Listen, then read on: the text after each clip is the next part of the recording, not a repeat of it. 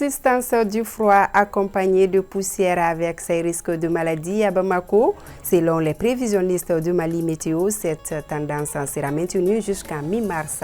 Les détails dans ce journal. Le Ogon est le chef des villages en milieu d'Ogon. Il est, à ce titre, l'autorité traditionnelle suprême habilitée à prendre les décisions concernant le village. Ce soir, nous vous amenons à la découverte du Ogon. Dans une ambiance inédite, le quai des Arts de Ségou a vibré hier soir. C'était à la faveur d'une soirée qui avait pour thème la nuit de l'AES. Nous en parlons également dans ce journal. Bonsoir à toutes et à tous. Merci d'être sur ORTM2 pour vous informer. Cette année, on constate une prolongation de la période de froid. Un froid plus ou moins glacial accompagné parfois de la poussière avec ses risques de maladie. Une tendance qui, selon les prévisionnistes de Mali Météo, sera maintenue jusqu'à mi-mars. Mariam Koulibaly. Il y a de cela quelques jours, le thermomètre affiche 20 degrés Celsius ou moins dans la capitale et ses environs. D'habitude, la fraîcheur est intense au mois de novembre, décembre et janvier. En ce mois de février, cette fraîcheur est inattendue et la population grelotte de froid les matins. Du dimanche 2 février à ce jour, la température minimale enregistrée est de 16 degrés Celsius selon les prévisions de Mali Météo. Climatologiquement, au mois de février, au Mali, il n'est pas étonnant qu'on ressente du froid. Mais cette année, c'est beaucoup plus intense. Donc, cela s'explique par le fait que depuis quelques jours, il y a eu un décalage du jet d'ouest tropical, qui est un axe de vent très fort et qui nous a amené de l'air frais des régions tempérées, à savoir l'Europe et le Maghreb. Et c'est cette fraîcheur que nous constatons actuellement. Aussi, avec l'harmattan, nous constatons également une suspension de poussière. Le flux d'harmattan étant renforcé, ça a pour conséquence aussi d'avoir des soulèvements de poussière, ce que vous avez constaté avec la réduction de la visibilité autour de la ville. Quand le vent est fort et que ça passe sur des zones désertiques, il y a un soulèvement de poussière. Et ce soulèvement de poussière est décalé du nord vers le sud parce que la partie sud du Mali n'est pas désertique, mais étant donné que le vent est beaucoup plus fort dans la zone désertique, il y a une advection de la poussière vers le nord jusqu'au sud. Fraîcheur et poussière, cela n'est pas sans conséquence, surtout sur le plan sanitaire. Pas étonnant de constater une croissance du taux des maladies comme le rhume et la toux. Mieux vaut donc prévenir que guérir, dit-on. L'harmattan, c'est un vent quand même qui est frais et qui est sec. Et donc, quand l'air est sec et frais, ça déshydrate les voies respiratoires et ça les irrite. Et donc, les individus sont beaucoup plus susceptibles à faire des infections ou à faire des crises pour ceux qui sont allergiques ou qui ont de l'asthme. Le nez est chargé d'humidifier l'air pour le rendre moins sec. Mais comme l'air extérieur est beaucoup plus frais durant cette période, ses capacités sont un peu réduites. Donc, l'air sec va assécher l'intérieur, on va dire, des bronches, des voies respiratoires. Et donc, tout allergène, structure, particule irritante qui va pénétrer dans les voies respiratoires va avoir un temps de contact beaucoup plus élevé. Donc, plus l'air est chargé en poussière, vous avez des particules qui sont en suspens, plus ces poussières vont pénétrer dans les voies respiratoires. Donc, il faut minimiser l'exposition aux particules de poussière. Donc, quand il y en a, on fait un peu ce que nos grands-mères nous préconisent. On va hydrater les fosses nasales pour les aider un peu. Un tout petit peu de beurre de karité. Je n'ai pas demandé qu'on mette beaucoup, mais juste un peu pour hydrater l'intérieur des fosses nasales. Cela va permettre de retenir une certaine quantité de poussière. Pour ceux qui sont beaucoup plus susceptibles, on va laver le nez ou le nettoyer avec du sérum physiologique. Cela va limiter la quantité de particules, de poussière, la quantité d'allergènes ou de bactéries qui vont entrer en contact avec les voies respiratoires. Pour les prochains jours, la météo prévoit des températures variant entre 29 degrés Celsius et 36 degrés Celsius le jour, 15 degrés Celsius et 18 degrés Celsius la nuit. Il est donc attendu des journées ensoleillées avec quelques nuages et des nuits fraîches pour tout le reste du mois de février. Je vous le disais dans le sommaire, le Ogon est un mot d'Ogon qui signifie chef de village. À ce titre, il est l'autorité traditionnelle suprême habilitée à prendre les décisions concernant son village en accord avec ses conseillers. Lorsqu'il décède, le choix de son successeur dépend des sages qui sont ses conseillers et cela peut souvent durer 10 ans. Tout un symbole. Mamoutou Danti. Au Mali et presque partout au monde, chaque communauté est bien hiérarchisée dans son organisation sociale. Et celle des Dogons en est une parfaite illustration. Le Ogon, c'est un peu le chef, le patriarche qui est l'autorité morale de la contrée, du village. Et donc, c'est un peu le gardien de l'ensemble des rites et traditions et fait en sorte que y ait harmonie, cohésion dans la contrée.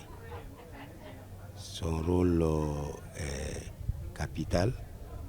C'est à partir des patriarches autour du Toguna que les décisions ou en tout cas les verdicts sont annoncés et proposé et le Ogon entérine. À la base, ils sont originaires du Mandé. Chez eux, c'est le Ogon qui incarne le rôle du chef spirituel de toute la communauté. C'est l'institution politique traditionnelle la plus importante. Il est aussi le dignitaire suprême des Dogons. Et le Ogon, il veille à tout l'environnement, c'est de voir tout ce qui est quiétude, s'il y a sécurité, il est le garant en quelque sorte. Et donc la communauté veille sur le Ogon. C'est un peu la partie la plus importante, c'est que le Ogon, tous ses besoins sont garantis par la communauté. Aujourd'hui, l'existence du Ogon permet à bon nombre de Dogons de se reconnaître dans une histoire commune. Les patriarches qui se mettent ensemble pour voir comment est-ce que qui il faut désigner, ça peut être une désignation un peu héritage familial ou en tout cas des décisions des patriarches pour voir la personne morale qui peut effectivement, qui est serein, qui est humble. Donc il y a plusieurs qualités qu'on observe de la personne, une personne prévoyante, ainsi de suite. Donc tout est pensé et par les patriarches et par la communauté. L'installation du Ogon est tout un processus bien défini et seuls les initiés y assistent.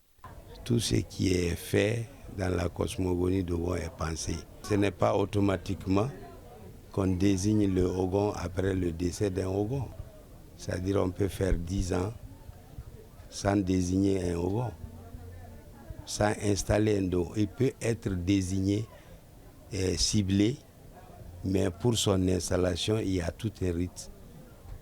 Le Ogon, quand on doit l'installer, c'est un peu à des endroits, c'est les enfants Tchemandé, n'est-ce pas?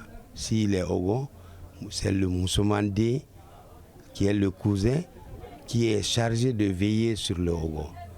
Alors c'est lui qui est le gardien des hérites du Ogon. Et c'est lui qui fait toutes les commissions pour préparer l'installation du Ogon. Alors l'installation du Ogon dans toute la contrée chacun contribue à protéger le Ogon.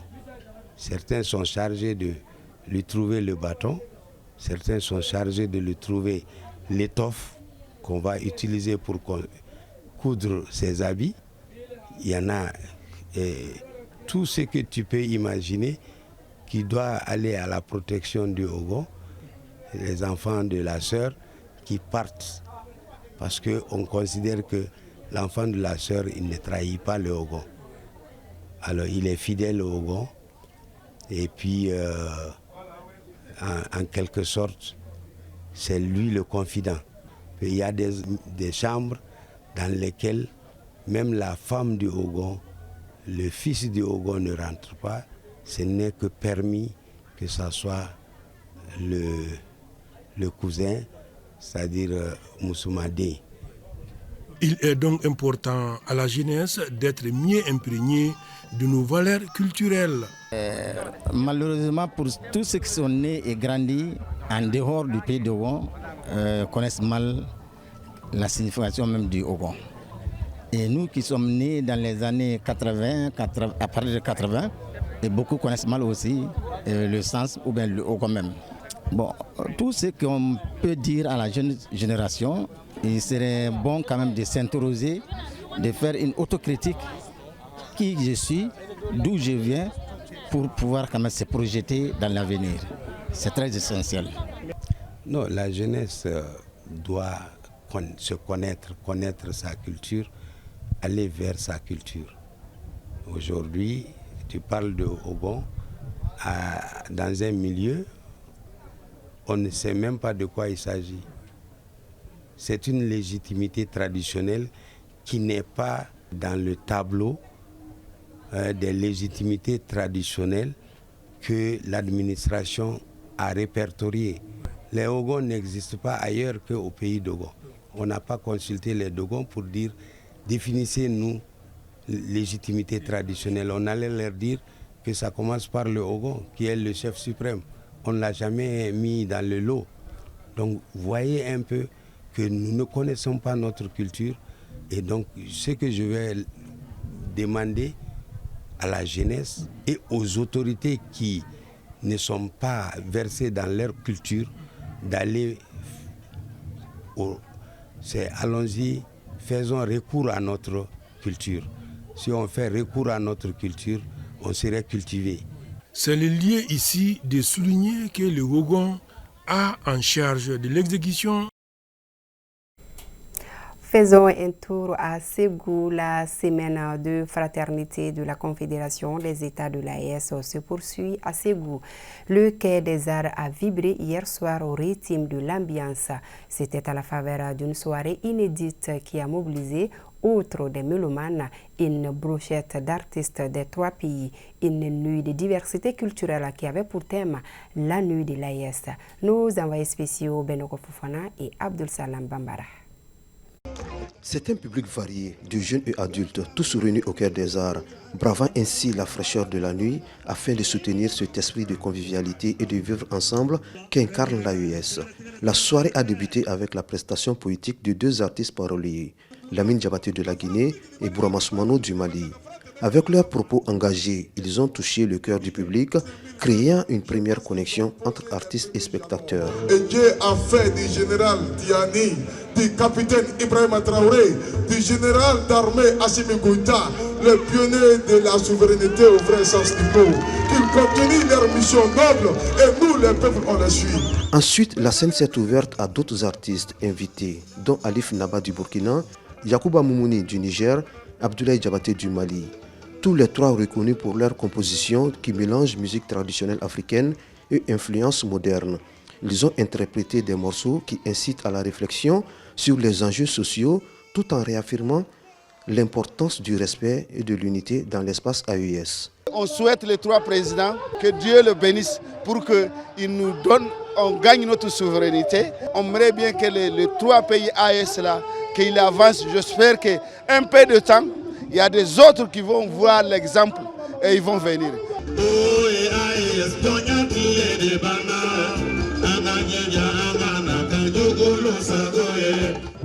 On est condamné à rester AES parce que notre bonheur passe par l'AES. Il ne faudrait pas qu'on reste les bras croisés. On ne va pas nous laisser en paix, c'est sûr. Mais bonheur sans difficulté n'est pas un bonheur. Et la paix est en train de venir. Et l'AES ou rien, l'AES à vie. Les spectateurs ont applaudi chaleureusement chaque performance, prouvant que la musique peut franchir toutes les barrières et créer des liens solides entre les individus. À la jeunesse malienne, à la jeunesse burkinabé, à la jeunesse du Niger, de s'unir et de bâtir un avenir meilleur ensemble. Je soutiens les autorités de l'AES. Témoins de la joie de vivre du public, les ministres présents à ce concert ont compris que l'initiative était plus que nécessaire.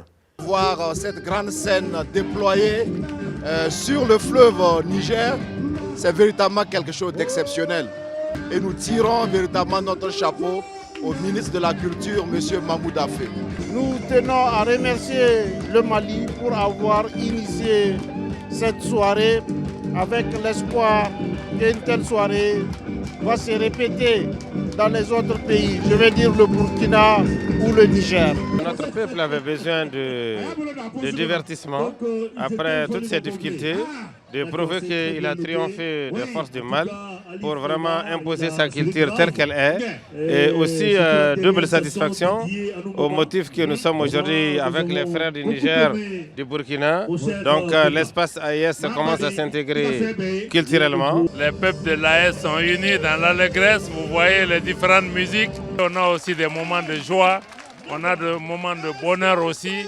Donc nous sommes unis pour le meilleur et pour le pire et nous sommes très très fiers de ce programme et nous sommes très heureux de pouvoir passer ces excellents moments et nous espérons que dans les années à venir, la semaine va se transporter aussi au Burkina, au Niger, pour que nos populations qui ont tant souffert commencent aussi à partager la joie. D'autres artistes comme Prince Diallo et Youssouf Tapo étaient également de la partie.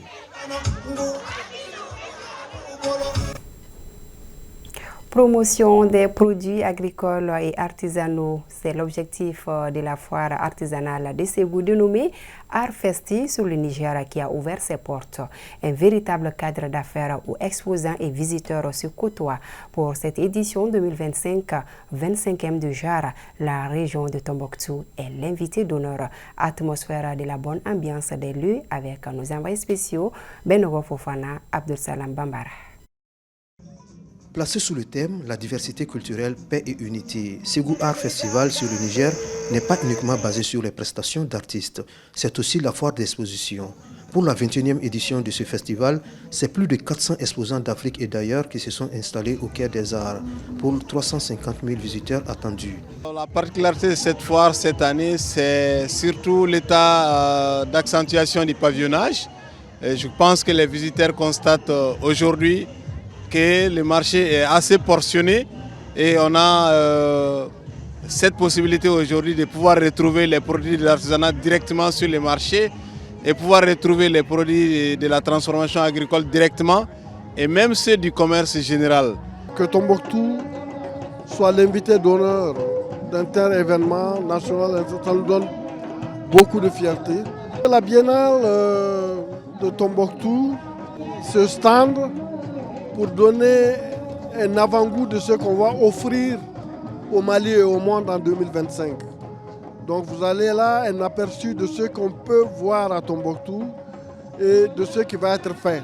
Sur le site de la foire d'exposition, c'est une multitude de produits artisanaux qu'on y trouve. Au niveau de la foire d'exposition, on est avec les femmes transformatrices des produits alimentaires et tout ce qui rentre aussi dans le recyclage aussi des objets solides, liquides et tout ce qui va avec. Les produits recyclés aujourd'hui, vous voyez que l'environnement est assez sale aujourd'hui, donc du coup on est en train de faire tout pour pouvoir essayer de mettre en valeur ces déchets-là pour qu'on puisse au moins les recycler et puis utiliser ça aussi à d'autres fins échéantes. Il y a mes articles artisanaux, il y a les chaussures. Il y a les chaussures en cuir, il y a les porte-clés, il y a les khumaïsa, ça ce sont les khumaïsa traditionnels. C'est moi-même qui fabrique. Ils sont en bon prix. Les premiers, je n'ai pas trouvé beaucoup de clients d'abord. Comme objet utilitaire, j'ai amené les assiettes en bois. Et aussi, comme objet utilitaire, il y a les louches et pour aider les femmes à faire la cuisine sans se brûler la main. Tous les produits que vous voyez dans ce stand-là, mes apprentis et moi qui avons sculpté. Les produits que nous avons, c'est les produits innovants c'est-à-dire des dernières technologies, notamment la banque digitale. Nous avons les cartes Visa et tout ce qui est comme accompagnement dans le cadre des financements des projets de ces acteurs culturels-là. Les produits, en fait, ça donne vraiment une certaine célérité dans le traitement de leurs besoins. Nous avions un produit que tout travailleur indépendant, volontaire, doit savoir et en profiter auprès de l'INPS. Ces produits sont quoi? Il y a la retraite, il y a l'allocation familiale et il y a le bénéfice de la carte AMO que l'INPS est à leur disposition, surtout le secteur informel qui occupe aujourd'hui les 90% de la population malienne. Il faut trouver un moyen pour assurer la protection sociale. Certains visiteurs ici présents saluent l'organisation de cette foire. À la foire pour le festival, il n'y a pas trop mal de choses qui sont ici. C'est très cool. J'ai acheté un produit. La foire de Ségou est un véritable marché sahélien installé au bord du fleuve Niger, dans la cité des Balanzans. Célébration du 15e anniversaire du club Benkadi à Sébenikoro, en commune 4 du district de Bamako. C'était à travers une séance de démonstration en Shotokan. Pour l'occasion, les membres du club avaient invité les pratiquants venus d'autres salles de karaté. Un moment récréatif empreint de brassage comme pour renforcer la cohésion entre les jeunes. Ibrahim Traoré. L'Association malienne pour le développement du karaté Shotokan, Club Benkadi, a sacrifié à une tradition qui perdure déjà depuis 15 ans. Il s'agit de la date anniversaire du club organisée ce dimanche au foyer des jeunes de Sébenikoro. Nous sommes très heureux aujourd'hui. Les clubs invités ont manifesté leur présence. Le club Benkadi pratique précisément le Shotokan. Malgré tout, il y a au sein du club des disciplines comme le Kung Fu, le Taekwondo, le Close Combat ou encore le Self-Défense. Cela dénote une solidarité entre pratiquants et nous en sommes fort heureux. Ce 15e anniversaire est marqué par un hommage au tout premier maître du club. Je suis l'un des premiers élèves de Maître Diawara. Avec lui, nous avons eu une bonne formation. Nous prions surtout pour le repos éternel de son âme.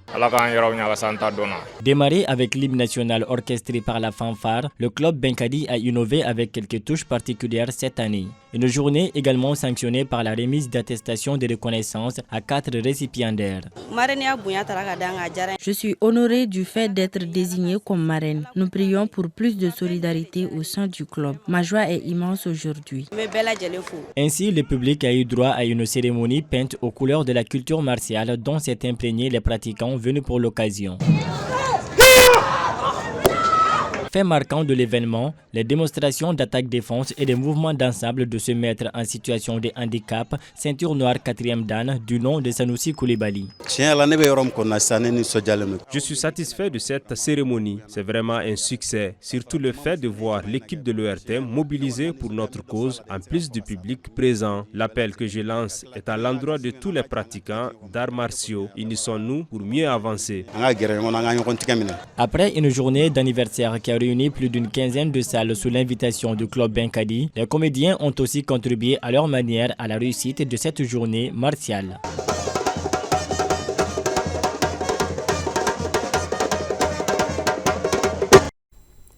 Fin de cette édition. Merci à vous de l'avoir suivi. Ensemble, soutenons nos forces armées maliennes.